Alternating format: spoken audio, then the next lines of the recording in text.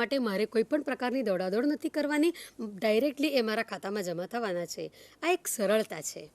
જ્યારે સૌથી પહેલાં આપણને કીર્તિભાઈએ પૂછ્યું હતું કે મેડમ સરળતા એના માટે માત્ર ટ્રાન્સફર માટે નથી, પરંતુ નાણાકીય તબદીલી માટે પણ, ટ્રાન્સફર ઓફ અમાઉન્ટ માટે પણ આમાં સરળતાની આ કેટલીક બાબતો અંગે સ્પષ્ટતા છે નેગોશિયેબલ ઇન્સ્ટ્રુમેન્ટ્સમાં. તેની સાથે જ આપણે હવે જોઈશું હોલ્ડર અને હોલ્ડર ઇન ડ્યુ કોર્સ.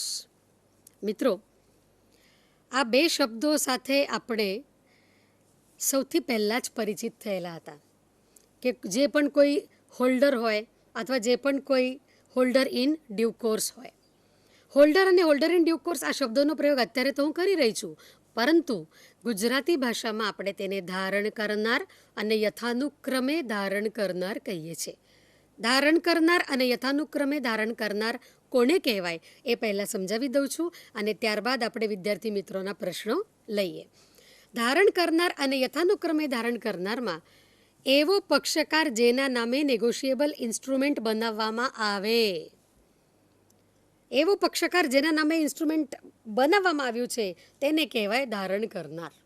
એટલે એ ધારણ કરનાર એટલે એવો પક્ષકાર જે સૌથી પહેલો પક્ષકાર હોય જેના નામે ઇન્સ્ટ્રુમેન્ટ બનેલું છે. For example, myself Amrutbhai, I promise to pay to Babubhai or by his order a total sum of rupees 50,000 on or after 31st December 2010. આ કોના નામે બનાવવામાં આવ્યું છે? બાબુભાઈના નામે. વચન આપનાર કોણ છે? અમૃતભાઈ. એટલે બાબુભાઈને આ રકમ મળવા પાત્ર છે અત્યારે હાલના તબક્કે. ઓકે, તો આ બાબુભાઈને કહેવાય ધારણ કરનાર. ધારણ કરનાર એટલે એવો પક્ષકાર જેના નામે નેગોશિયેબલ ઇન્સ્ટ્રુમેન્ટ પ્રાથમિકતાથી પ્રાઇમરીલી બનાવવામાં આવે છે. ઓકે, અને બીજો પક્ષકાર આપણે જોયો યથાનુક્રમે ધારણ કરનાર. યથાનુક્રમે ધારણ કરનાર એટલે એવો પક્ષકાર જે કોઈ પણ ધારણ કરનાર દ્વારા જે પક્ષકારના નામે પાક્યા તારીખ પહેલાં ઇન્સ્ટ્રુમેન્ટ તબદીલ કરવામાં આવે છે, ટ્રાન્સફર કરવામાં આવે છે, તેને કહેવાય યથાનુક્રમે ધારણ કરનાર. યથાનુક્રમે ધારણ કરનાર એટલે હોલ્ડર ઇન ડ્યુ કોર્સ. મિત્રો, આના પહેલાં આપણે જે ઉદાહરણ જોયું જેમાં અમૃતભાઈ નામના એક વ્યક્તિએ બાબુભાઈ નામના એક પક્ષકારને ₹50,000 31/12/2010 અથવા તેના પછી આપવાનું વચન આપ્યું છે. આ ઉદાહરણ ખ્યાલ છે ને? હવે આ ઉદાહરણના જે બાબુભાઈ છે જે કે ધારણ કરનાર છે, હવે આ ધારણ કરનારને આજની તારીખમાં એટલે કે 3 ડિસેમ્બર 2010ના રોજ નાણાકીય કોઈક બહુ જ જરૂરિયાત ઊભી થઈ. એટલે એમને એમના મિત્ર શ્રી હિતેન્દ્રભાઈ પટેલને કહ્યું કે તમે મહેરબાની કરીને મને પૈસા આપો અને હું આ વચન ચિઠ્ઠી તમારા નામે ટ્રાન્સફર કરી દઉં છું. પરંતુ હિતેન્દ્રભાઈ કહે કે હું તમને નાણાં આપું, પણ પહેલાં મને અમૃતભાઈને ફોન કરીને પૂછી લેવા દો કે અમૃતભાઈ તમે 50,000 રૂપિયા આપવાનું એવું વચન આપ્યું છે. આવી ખાતરી કર્યા બાદ આ બાબુભાઈ હિતેન્દ્રભાઈ પટેલના નામે એ ઇન્સ્ટ્રુમેન્ટ ટ્રાન્સફર કરે છે, એટલે કે તેના ઉપર સિગ્નેચર કરી દે છે. હવે આ ઇન્સ્ટ્રુમેન્ટ કોના નામે છે? હિતેન્દ્રભાઈ પટેલના નામે. આ હિતેન્દ્રભાઈ પટેલ કહેવાય હોલ્ડર ઇન ડ્યુ કોર્સ અથવા કે યથાનુક્રમે ધારણ કરનાર. હવે આ હોલ્ડર અને હોલ્ડર ઇન ડ્યુ કોર્સની વ્યાખ્યાની આ 4 બાબતો આપણે સ્પષ્ટ જોઈ લઈશું. યથાનુક્રમે ધારણ કરનાર અને ધારણ કરનાર એવો પક્ષકાર હોય છે જે પોતાના નામે એ ઇન્સ્ટ્રુમેન્ટ ધરાવી શકે છે, જે પોતાના નામે બીજા સામેના પક્ષકાર ઉપર દાવો કરી શકે છે, જે પોતાના નામે એ રકમ વસૂલ કરી શકે છે. અને આ બધું કેવી રીતે કરી શકે? એ પોતાનું નામ તેનામાં ઉપયોગ કરી શકે છે. હવે આપણે ખાસ જોઈશું મિત્રો હોલ્ડર ઇન ડ્યુ કોર્સ કેવી રીતે હોલ્ડર ઇન ડ્યુ કોર્સ બને છે. હોલ્ડર ઇન ડ્યુ કોર્સ એટલે યથાનુક્રમે ધારણ કરનાર. અને યથાનુક્રમે ધારણ કરનાર કેવી રીતે ઇન્સ્ટ્રુમેન્ટનો માલિકી હક પ્રાપ્ત કર્યો એ તમને મેં હમણાં સમજાવ્યું. હવે એની ડેફિનેશનના બધા જ પાસાઓ આપણે જોઈ લઈશું. આપણે સ્ક્રીન ઉપર જોઈ શકીએ છીએ કે સ્પષ્ટ લખેલું છે, holder in due course acquires the instrument for consideration before the date of maturity by having no reason to believe that there is error in the title of the transferor. હવે આ ચારેય બાબતોને બહુ સિમ્પલ ભાષામાં સમજીએ તો બાબુભાઈ જે હતા ને એમણે હિતેન્દ્રભાઈના નામે એ ઇન્સ્ટ્રુમેન્ટ ટ્રાન્સફર કર્યો. ત્યારે હવે હિતેન્દ્રભાઈ કોણ બની ગયા? યથાનુક્રમે ધારણ કરનાર. કેવી રીતે બન્યા? હિતેન્દ્રભાઈએ આટલી રકમ બાબુભાઈને ચૂકવી અને ત્યારબાદ તેમને એ ઇન્સ્ટ્રુમેન્ટ પ્રાપ્ત કર્યો. એટલે કાયદાની ભાષામાં આપણે તેને શું કહેવાય? કન્સિડરેશન. એટલે કે અવેજના બદલામાં એમને એ ઇન્સ્ટ્રુમેન્ટ પ્રાપ્ત કર્યો છે. અવેજના બદલામાં પ્રાપ્ત કર્યો. અને ક્યારે પ્રાપ્ત કર્યો? Before the date of maturity. અત્યારે હાલ આપણે જે ઇન્સ્ટ્રુમેન્ટ જોઈ રહ્યા હતા, એટલે ઉદાહરણ જેનું લીધું, એ ઇન્સ્ટ્રુમેન્ટની પાકી તારીખ શું છે? 31/12/10. એટલે 31/12/10 પહેલાં, એટલે કે 3/12/10ના રોજ જે ઇન્સ્ટ્રુમેન્ટના નાણાં પ્રાપ્ત કરવાના હકદાર એ વ્યક્તિ બન્યા. એટલે ક્યારે બન્યા? પાક્યા તારીખ પહેલાં અવેજ આપીને. અને એમણે શું કર્યું હતું? હિતેન્દ્રભાઈએ અમૃતભાઈને ફોન કરીને પૂછ્યું હતું કે ભાઈ તમે જવાબદારી સ્વીકારી છે કોઈ એવી 50,000 રૂપિયા ચૂકવવાની? ત્યારે એને કહેવાય જે કોઈ પક્ષકાર અવેજના બદલામાં પાક્યા તારીખ પહેલાં કોઈ પણ પ્રકારની એને શંકા ન હોય કે જે પણ કોઈક બનાવનાર છે અથવા જે પણ કોઈક આ ઇન્સ્ટ્રુમેન્ટ એના નામે ટ્રાન્સફર કરે છે એના પોતાના માલિકી હકમાં કોઈ ખામી નથી, એના કોઈ શંકાને સ્થાન રાખ્યા વગર નિશ્ચિંત થઈને જ્યારે પક્ષકાર એ નેગોશિયેબલ ઇન્સ્ટ્રુમેન્ટ હાસિલ કરે છે તેને કહેવાય યથાનુક્રમે ધારણ કરનાર. હવે એના બાબતે આપણે બે બાબતો જોઈ લીધી કે હોલ્ડર કોને કહેવાય અને હોલ્ડર ઇન ડ્યુ કોર્સ કોને કહેવાય. અભ્યાસક્રમના દ્રષ્ટિએ તો ખાસ કરીને વિદ્યાર્થી મિત્રો જે ટીવાય બીકોમના છે એ લોકો ધ્યાનમાં રાખો કે અત્યારે નેગોશિયેબલ ઇન્સ્ટ્રુમેન્ટ એક્ટને ગુજરાત યુનિવર્સિટીના અભ્યાસક્રમમાં માર્ક્સનું એટલું બધું વેટેજ નથી, પરંતુ જે પણ યુનિવર્સિટીઝમાં, ગુજરાતની બીજી અન્ય યુનિવર્સિટીઝમાં 8 થી 10 માર્કનું વેટેજ હોય તો કોઈ પણ અભ્યાસક્રમમાં હોલ્ડર ઇન ડ્યુ કોર્સ અને તેના હકો જે છે તેના વિશે જાણ્યા વગર તમે એ નેગોશિયેબલ ઇન્સ્ટ્રુમેન્ટનો અભ્યાસ પૂરો થયો એમ ના કહી શકો. કારણ કે આ કાયદામાં હોલ્ડર ઇન ડ્યુ કોર્સને કેટલાક અધિકાર વધારે પડતા આપવામાં આવ્યા છે જેમને વિશેષાધિકાર તરીકે ઓળખવામાં આવે છે. વિશેષાધિકાર એટલે privileges. They are the privileges of that party. એ માત્ર હકો નથી, એમને હોલ્ડર કરતાં પણ વિશેષ એવા કેટલાક અધિકારો ફાળવવામાં આવ્યા છે અને આપવામાં આવ્યા છે.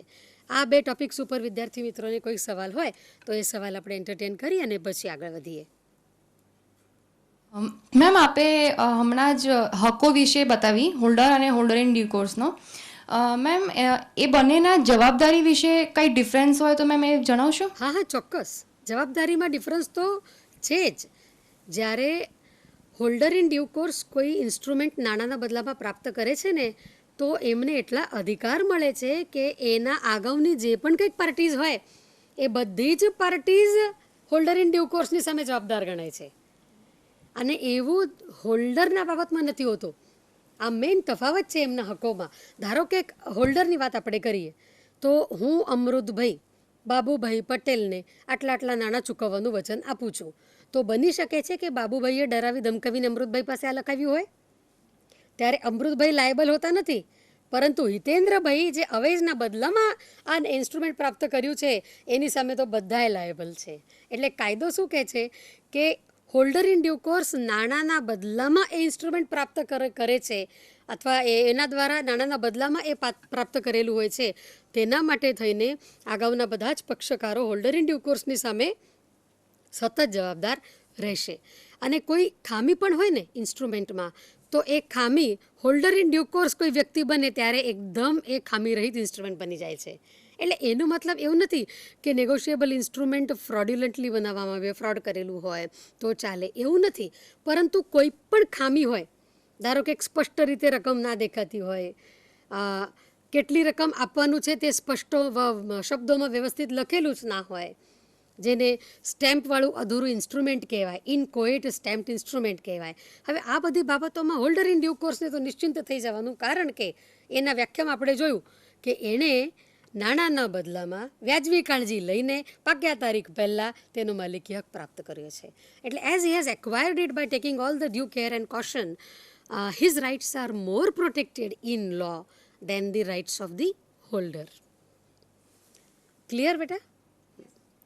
હવે આપણે જોઈશું એન્ડોર્સમેન્ટ. આ એન્ડોર્સમેન્ટને ગુજરાતીમાં કહેવાય છે શેરો. આ શેરો કોને કહેવાય? ઘણીવાર વિદ્યાર્થી મિત્રો શેરો આ શબ્દને કંપનીથી ફાળવવામાં આવેલા શેર આ શબ્દનો બહુવચન તરીકે ગેરસમજ કરે છે, બહુ જ ગલતફહેમી હો જાતી હૈ. શેરો અને તેના પ્રકાર એટલે કંપનીના શેરો નથી, આ શેરો એટલે વેચાણ શેરો. શું કહેવાય? વેચાણ શેરો. વેચાણ શેરો એટલે જ્યારે પણ કોઈ હોલ્ડર એટલે કે ધારણ કરનાર અથવા યથાનુક્રમે ધારણ કરનાર કોઈ પણ નેગોશિયેબલ ઇન્સ્ટ્રુમેન્ટની માલિકી હકમાં ફેરબદલી કરવાના ઈરાદાથી તેના પર સહી કરે છે. એનો માલિકી હક બીજા પક્ષકારના નામ ઉપર ટ્રાન્સફર કરવાના ઈરાદાથી જ્યારે તેના ઉપર સિગ્નેચર કરવામાં આવે છે તેને કહેવાય ઇન્ડોર્સમેન્ટ અથવા કે વેચાણ શેરો. ઓકે, અને આ વેચાણ શેરોનો હવે અત્યારે આપણે ઉલ્લેખ કરી રહ્યા છીએ, પણ આ વેચાણ શેરોનો ખાસ ઉપયોગ આપણે ક્યાં જોયો? જ્યારે હોલ્ડર પાસેથી હોલ્ડર ઇન ડ્યુ કોર્સ માલિકી હક પ્રાપ્ત કરે છે ત્યારે એના ઉપર જે કરવામાં આવે છે તેને કહેવાય વેચાણ શેરો. ઇન્ડોર્સમેન્ટના જુદા જુદા પ્રકાર છે, આપણે સ્ક્રીન ઉપર જોઈ શકીએ છીએ. ઇન્ડોર્સમેન્ટ ઇન ફૂલ, ખાસ પ્રકારનું ઇન્ડોર્સમેન્ટ અથવા કે વેચાણ શેરો. આ ઇન્ડોર્સમેન્ટ ઇન ફૂલ એટલે એવો ઇન્ડોર્સમેન્ટ જેમાં જે પક્ષકારના નામે એ ઇન્ડોર્સમેન્ટ કરવામાં આવ્યું હોય એ પક્ષકારનું નામ સ્પષ્ટ રીતે લખવામાં આવ્યું હોય. બ્લેન્ક ઇન્ડોર્સમેન્ટ અથવા ખાલી શેરો એટલે એવો શેરો જેમાં જે પક્ષકારના નામે એ ઇન્સ્ટ્રુમેન્ટ ટ્રાન્સફર કરવામાં આવ્યું હોય તે પક્ષકારના નામ વિશે કશું જ લખવામાં આવેલું હોતું નથી. ત્યારબાદ આવે છે પાર્શિયલ ઇન્ડોર્સમેન્ટ એટલે કે અંશતઃ શેરો. કોઈ પણ નેગોશિયેબલ ઇન્સ્ટ્રુમેન્ટની જે રકમ છે, જેટલી રકમ માટે બનાવવામાં આવી હોય એમાંથી અંશતઃ રકમ બીજા કોઈના નામે ટ્રાન્સફર કરવા માટે તેના ઉપર શેરો કરી શકાય તેમ હોય છે. ત્યારબાદ આવે છે કન્ડિશનલ અથવા કે શરતી શેરો. શરતી શેરોમાં એવા પ્રકારના ઇન્ડોર્સમેન્ટને કાયદા દ્વારા માન્યતા આપવામાં આવેલી છે કે જે તે પક્ષકાર બીજા કોઈના નામે એ ઇન્સ્ટ્રુમેન્ટ ટ્રાન્સફર કરે ત્યારે એવી શરત મૂકીને ટ્રાન્સફર કરે કે હું ટ્રાન્સફર તો કરી દઉં છું તમારા નામ ઉપર, પણ ત્યારબાદ મારી કોઈ જવાબદારી ઊભી થતી નથી. તેને કહેવાય કન્ડિશનલ એન્ડોર્સમેન્ટ. કન્ડિશનલ એન્ડોર્સમેન્ટના પણ જુદા જુદા પ્રકાર છે. કોઈ નાણાકીય જવાબદારી જો ઊભી થતી હોય જે તે રકમની વસૂલી માટે અથવા જે તે રકમ પ્રાપ્ત કરવા માટે, તો એની હું કોઈ જવાબદારી લઈશ નહીં. Sans phrase endorsement, sans recourse endorsement, આ પ્રકારના શબ્દોનો એમાં પ્રયોગ કરવામાં આવે છે. તેની સાથે જ કોઈ પણ એક પક્ષકાર પોતાનો હક જતો કરતો હોય તો તેને ફેકલ્ટેટિવ એન્ડોર્સમેન્ટ કહેવાય છે. એટલે વેચાણ શેરો અંગેની આજે બધી આપણે વાત કરીને એમાં બીજી 3 અગત્યની બાબતો મિત્રો ખાસ ધ્યાનમાં રાખવાની કે વેચાણ શેરો જ્યારે કોઈ પક્ષકાર દ્વારા નેગોશિયેબલ ઇન્સ્ટ્રુમેન્ટ ઉપર કરવામાં આવે તો એ માત્ર ને માત્ર ઇંકમાં એટલે કે સ્યાહી ઇંકમાં જ કરવામાં આવે. વેચાણ શેરો નેગોશિયેબલ ઇન્સ્ટ્રુમેન્ટના ઉપર સૌથી પહેલાં તો જમણી બાજુના ખૂણામાં, પછી ડાબી બાજુ, પછી ઉપર અથવા ગમે ત્યાં, અથવા એ જગ્યા પૂરી થઈ ગઈ હોય તો પછી નેગોશિયેબલ ઇન્સ્ટ્રુમેન્ટની પાછળના હિસ્સામાં ડેટ વાઇઝ કરવામાં આવે. અને એના માટે આપણે કહીએ છીએ in the chronological order, date wise આ શેરો મૂકવામાં આવે.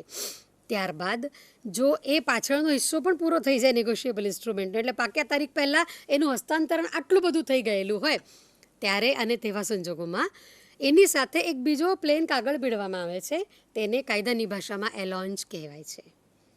અને નેગોશિયેબલ ઇન્સ્ટ્રુમેન્ટના આ એન્ડોર્સમેન્ટના પ્રકારો પછી ખાસ આપણે ધ્યાનમાં રાખીશું કે નેગોશિયેબલ ઇન્સ્ટ્રુમેન્ટનો જે કાયદો છે એ કાયદામાં તમારે વિદ્યાર્થી મિત્રો એક્ઝામના દૃષ્ટિએ ખાસ આ ટોપિક્સ તૈયાર કરવાના રહેશે.